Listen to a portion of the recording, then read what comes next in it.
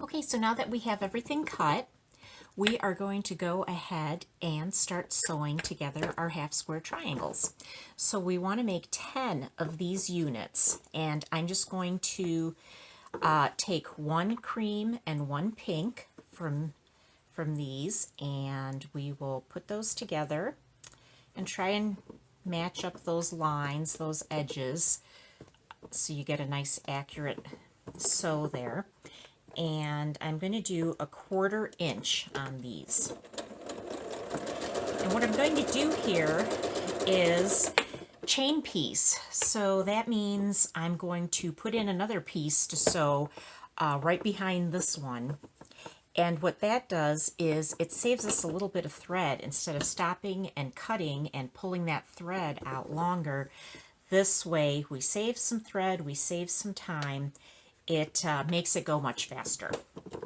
So this is called chain piecing, and I'm just going to push through another one and another one, and you can just continue and make a bunch of these. You're going to need 10 total units, so you can keep sewing through and do all 10 of yours, and then when you finish, you're just going to cut your thread and cut in between.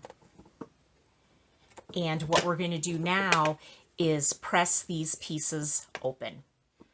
Okay, so now that we have our cream and pink half square triangles all sewn together, what we're going to do first of all is press them, and I'm pressing here toward the dark or the pink.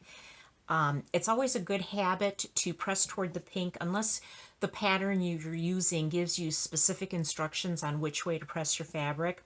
And the reason you do towards the dark side is if I were to have a black fabric, let's say, and a white fabric, and if I pressed those towards the light, the black would show through the white, and you don't want that. So it's a good habit to get into.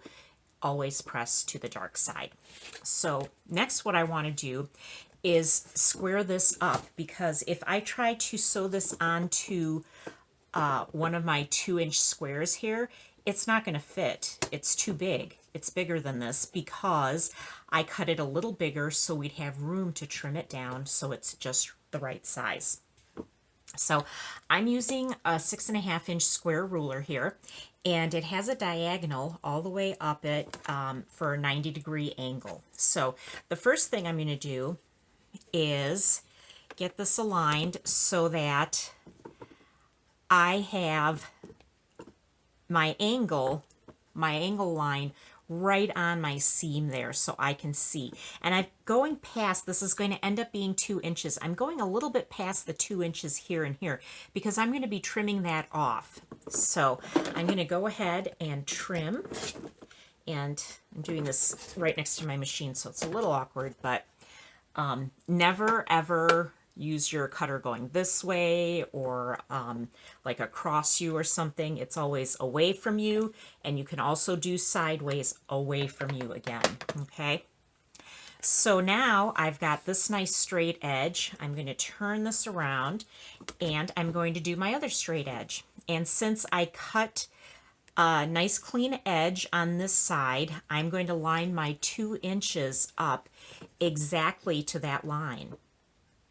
And again, line up that diagonal line to your seam to make sure that that's just right.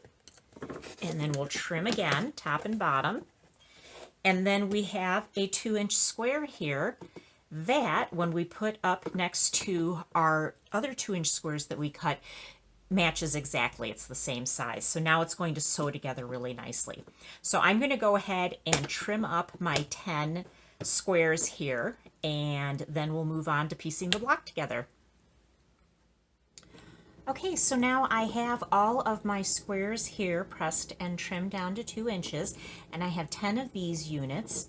I have 6 of the cream, the assorted cream print 2-inch squares, and for the assorted pinks I have 20 2-inch squares. And what you can do at this point is take a look at the instructions that you received, and you'll be able to see the block and where everything is placed. So you know exactly where each color and each one of these guys goes to actually create the heart shape. So basically, I'm just going to kind of put them together here so you can kind of see. I'm going to start with that, and then a pink, and then another one of these guys, and one more of those. And so now this is where I have to look at my diagram to make sure I have the right direction for putting that triangle. Then we're going to go one more whole pink, and we've got one more of these guys, and he's going to go like that. So this is, and you can kind of see it, you can kind of make it out here, this is the top row of our heart block. And I'm going to go ahead and piece these together, and then we'll have one row done. And what I'm going to do is I'm going to chain piece again, just like we did a little bit ago. And you want to make sure that you keep everything in order and you know which way you're going here. Because if you chain piece and have everything out of order, it's going to be hard to figure out where to put everything. So I'm just going to take two pieces, start with that, and line these up nicely. And again, I'm doing my 1/4 inch seam allowance. I'm just going to go ahead and start here, okay? And then I take my next two pieces and line these up. And then sew through that. And now my last two pieces here.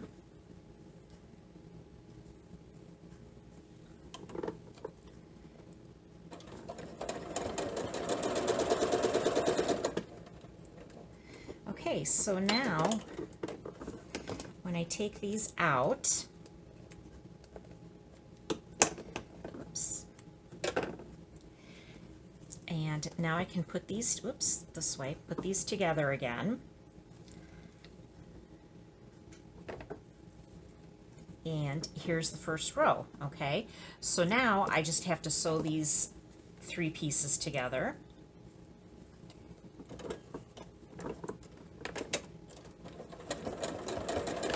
And this time I can't really chain piece because I have to sew this guy onto this, so I'm going to go ahead and stop my thread here and then add this guy on.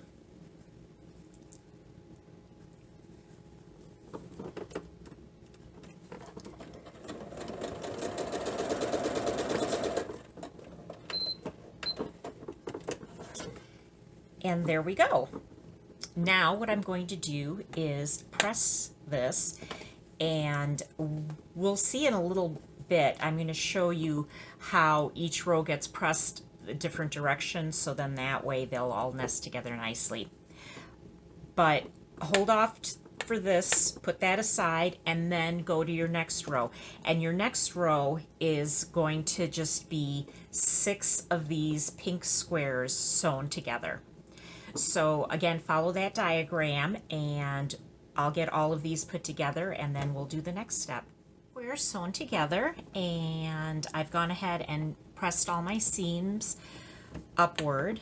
Doesn't matter, you can do it either way, because what's going to happen now is we're going to put sashing in between these blocks, and so whatever way your seams are pressed is fine. So I'm going to go ahead and make 3 blocks, so I need 2 more of these, and then we will come back and put the top together.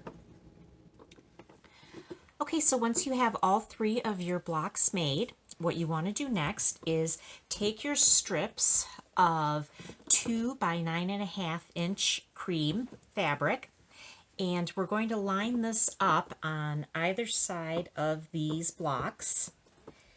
And let me get this straightened out a little bit. Okay. Again, 1/4 inch seam allowance. And for the most part, anything you do in quilting is going to be a 1/4 inch seam allowance unless they specify otherwise.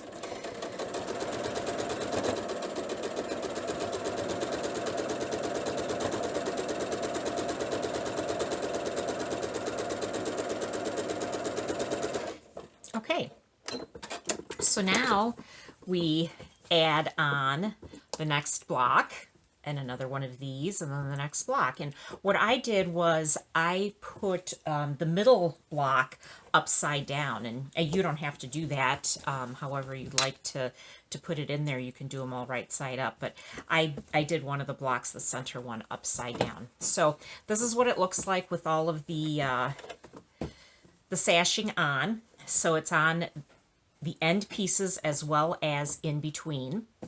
And what we're going to do next is take our long piece of 2" by 34.5" and now we're going to sew this along the top and bottom portion of our 3 blocks. Okay, so now that we have our top and bottom strips sewn on, we have our top of the runner completed. And at this point, all we have left to do is to sandwich our quilt top, do our quilting, and put the binding on. Now, one thing I did fail to mention before I sewed on these strips was the size that's in the instructions in the pattern that you have is what I used. It's what came out on mine. But what you should really do is measure your blocks. Once you have all of the sashing strips on, go ahead and measure across and then use that as your measurement to cut your long top and bottom strips, just to be on the safe side, because you may not come out with exactly the same measurements that I did, and that's okay. But it'll be more accurate if you just measure that first.